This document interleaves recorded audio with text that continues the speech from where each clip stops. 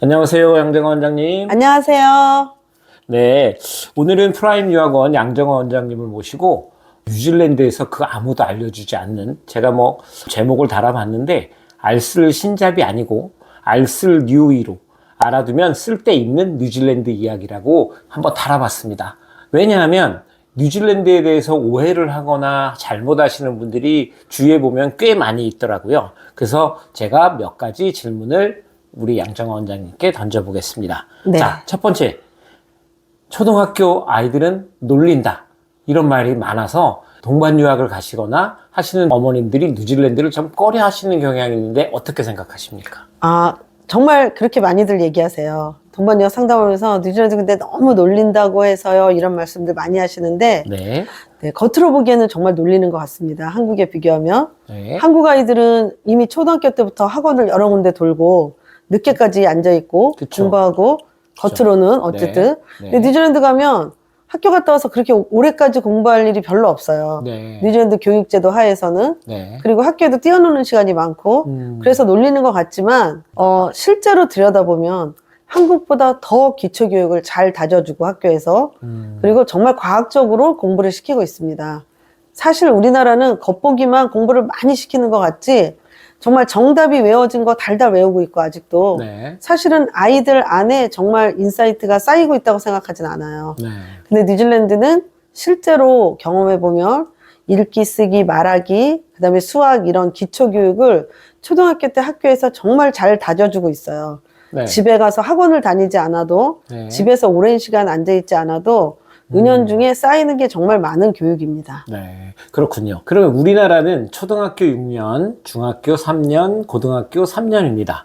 그런데 뉴질은 제가 듣기로는 초등학교 6년, 중학교 2년, 고등학교 5년으로 알고 있습니다. 왜 네. 중학교가 2년밖에 교육을 안 할까요? 왜냐고 말하시면 제가 그 이유를 정확하게 말하기는 어렵지만 사실은 뉴질랜드 같은 경우는 초등학교 과정 6년인데 우리보다 1년 먼저 들어가고요. 네. 그다음에 고등학교가 5년인데 네. 사실 이제 고등학교가 알고 보면 굉장히 과학적으로 설계가 돼 있는 건데 네. 고등학교 5년 중에 후반 3년이 대입에 성적이 들어가고요. 네. 전반 2년은 주니어 과정이라고 해서 대입에는 네. 성적이 안 들어가지만 고등학교 때 제공되는 많은 과목들을 골고루 다 공부해 보게 합니다. 네. 그리고 주니어 과정에서 여러 과목을 다 필수로 들어보고 네. 자기한테 맞는 과목을 그때 발견해서 그리고 11학년, 즉 우리나라라면 고1인데 네. 그때부터 3년간은 선택을 하게 하고 대학교에서 자기가 공부하고 싶은 거에 맞춰서 네. 전공에 맞춰서 수학 과목을 선택하고 그 과목들을 열심히 해서 네. 그 관련된 전공으로 진출을 하게 합니다. 네. 그리고 이 초등학교 교육과 고등학교 교육 사이에 네. 고등학교 교육을 또 준비하는 단계가 바로 중학교 과정이고요. 네. 그래서 중학교를 인터미디어트 스쿨이라고 해요. 이게 영국식인데 네. 영국도 사실은 이제 고등학교는 대입 공부를 준비하는 기간이고 네. 초등학교는 기초를 정말 닦는 기간이고 네. 그 중간 단계로 인터미디어트가 있는 건데요. 네. 인터미디어트는 딱 2년 과정이고요. 네. 그리고 인터는 초등학교와 고등학교 교육이 약간 섞였다고 볼 수 있는데 네. 초등학교처럼 시험이 없어요. 정해진 시험이. 그래서 시험 범위를 정해서 달달 외우는 시험은 없고요. 네.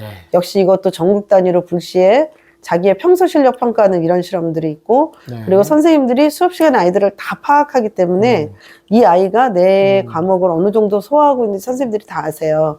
그래서 스쿨 리포트가 나오는데 선생님들의 코멘트 위주로 나오고요. 그리고 고등학교를 가기 위해서 또 인터에만 있는 프로그램들이 있어요. 네. 인터 과정에서 6개월씩 로테이션에서 배우는 4가지 네. 기술 과목들이 있거든요. 네.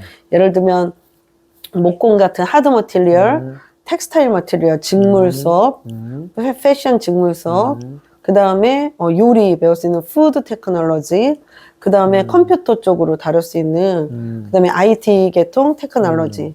그래서 그 4가지를 인터에서 6개월마다 로테이션해서 2년 동안 배워요. 근데 요것도 이제 아이들이 고등학교에 가서 공부 외에 자기가 적성을 살릴 수 있는 것들을 찾을 수 있게 해주는 그런 과정인데요. 그래서 인터는 뭐 영어, 수학, 당연히 사회 이런 거 다 배우고 지금 말한 4가지 테크놀로지를 배워서 고등학교에 갈 준비를 시키는 과정입니다.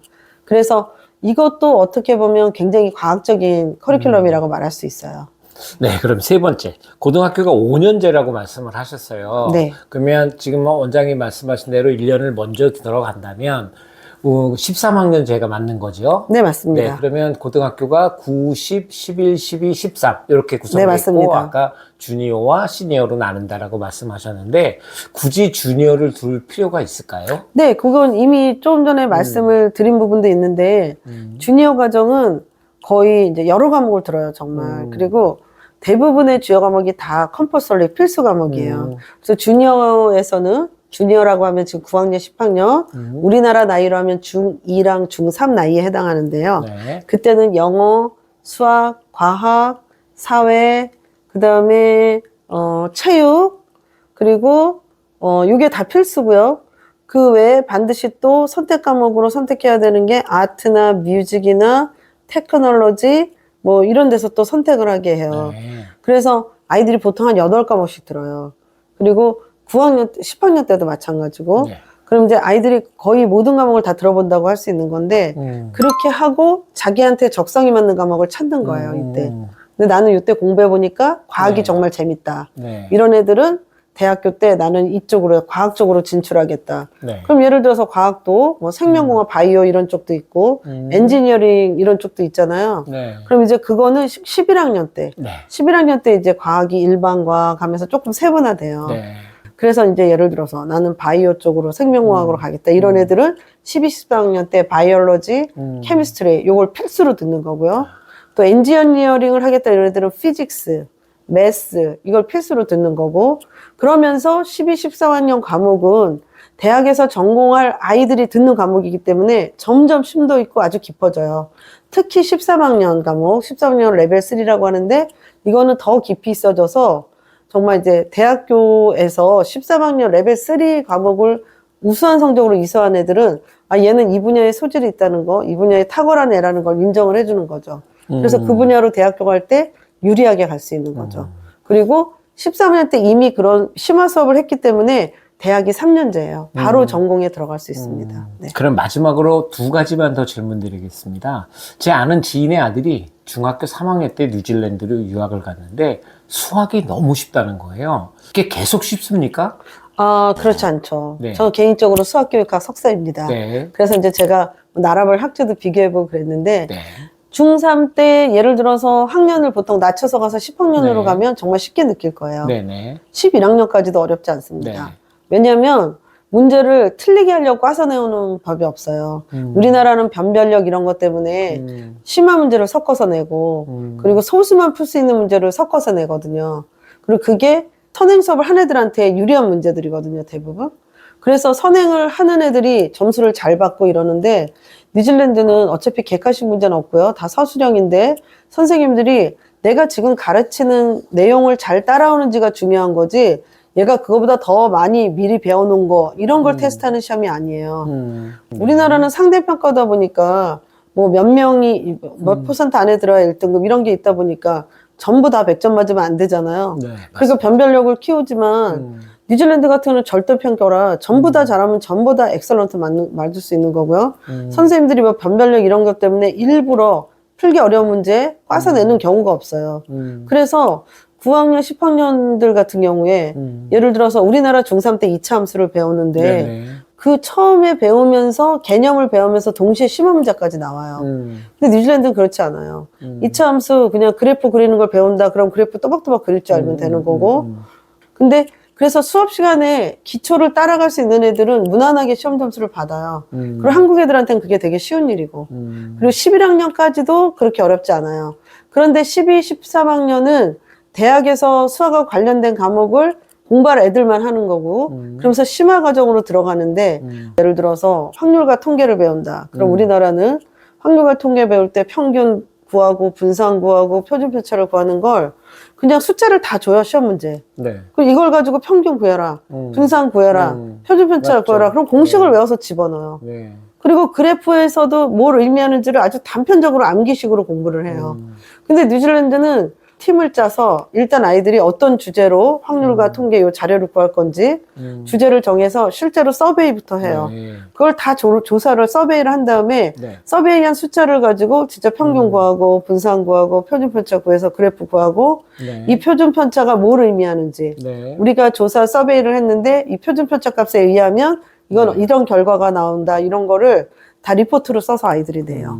그래서 이게 얼마나 유의미한 건지 이 숫자가 어떤 의미를 가지는지를 되게 중요하게 생각하는 거지 계산할 수 있는지 공식 외웠는지 알아보는 시험이 아닙니다. 네. 그래서 오히려 한국 애들은 그때 오히려 어려워해요. 아, 맞군요. 왜냐면 맞아요. 암기식으로 공부했고 네, 그동안 맞습니다. 맞습니다. 달달달달 공식 외워서 문제 푸는 것만 그렇죠. 치중했고 네. 생각해 본 적이 없고 서술하는 것도 서툴고 그래서 한국 애들은 차라리 그때는 한국 수학이 쉬워져요.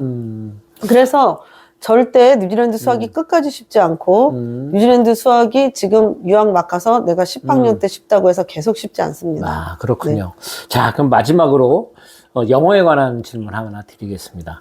이제 이솔이라는 과목이 있어요. 네, 맞아요. 그 모국어를 영어로 하지 않는 아이들을 위한 영어 특별반이라고 맞습니다. 알고 있는데 맞습니다. 이제 고3이 이솔로만도 졸업을 할 수 있는지와 그런데 만약에 이솔로만 졸업을 했을 때 대학에서 과연 공부를 해낼 수 있는지 요거를 마지막 질문으로 드리겠습니다. 아, 네. 좋은 질문입니다. 네. 사실 뉴질랜드는 전 세계에서 유일하게 뉴질랜드 정부에서 유학생 강령을 만들어 놓고 학교들이 따라야 되는 나라예요. 네. 그 유학생 관리를 정부에서 관여하는 거죠. 네. 근데 그 중에 하나가 유학생을 받는 모든 학교는 이솔 수업을 제공해야 된다. 네네네.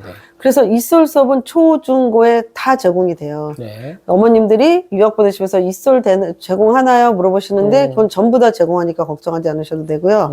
그리고 이제 다 레벨 테스트를 해서 레벨별로 하는데 네. 물론 이제 유학 시기가 이른 아이들 네. 어머님하고 초등학교부터 동반영어를 했다거나 네. 뭐 중학교 때 이어갔지만 영어만큼은 뛰어난 애들이거나 그래서 고등학교 때 이솔을 뭐 너는 안 해도 된다 이렇게 학교에서 얘기해주는 그런 학생들도 있어요. 네. 그럼 뭐 이솔을 안 해도 되지만 대부분 저희 학생들 같은 경우 중학교 때 유학 떠난 애들 이런 애들은 고3 때까지 이솔 수업을 듣는 애들이 더 많습니다. 그리고 고등학교 올라갈수록 영어도 네. 세분화가 돼요. 여러 가지가 있는데 네. 뭐 꼭 일반 영어를 고3 때까지 들어야만 대학 가는데 유리한 건 아니에요. 네네네. 왜냐하면 일반 영어를 들어서 좋은 점수를 받을 자신 있으면 일반 영어를 듣는 게 좋은데 우리나라 국어가 어려워지듯이 우리나라 고3들 국어 어렵잖아요. 네, 맞습니다. 뉴질랜드도 영어가 고3 영어, 레벨 3 영어 되면 굉장히 어려워지고요. 뉴질랜드 애들도 어려운데 유학생들이 높은 점수 받기가 정말 힘들어요. 네. 그럴 땐 차라리 이솔을 들어서 내 수준에 맞는 영어를 들어서 높은 성적으로 통과하는 게 낫고 고3 영어를 이솔로 들었다고 해서 대학교 갈 때 불이익 당하거나 이런 건 없습니다. 아, 어차피 그렇군요. 외국 대학을 갈 때는 유학생 같은 경우는 IELTS 점수로 따로 증빙을 네, 하기 네, 때문에 네. IELTS 점수를 네. 높게 내면 되니까 이솔을 끝까지 듣는 거에 대해서 거부 반응을 가질 필요는 전혀 없습니다. 네, 알겠습니다. 자, 오늘은 여기까지 하겠습니다. 알아두면 쓸데 있는 뉴질랜드 이야기 첫 번째 시간 프라임 유학원 양정아 원장님을 모시고 아주 유익한 이야기 나눠봤습니다. 원장님 감사합니다. 감사합니다.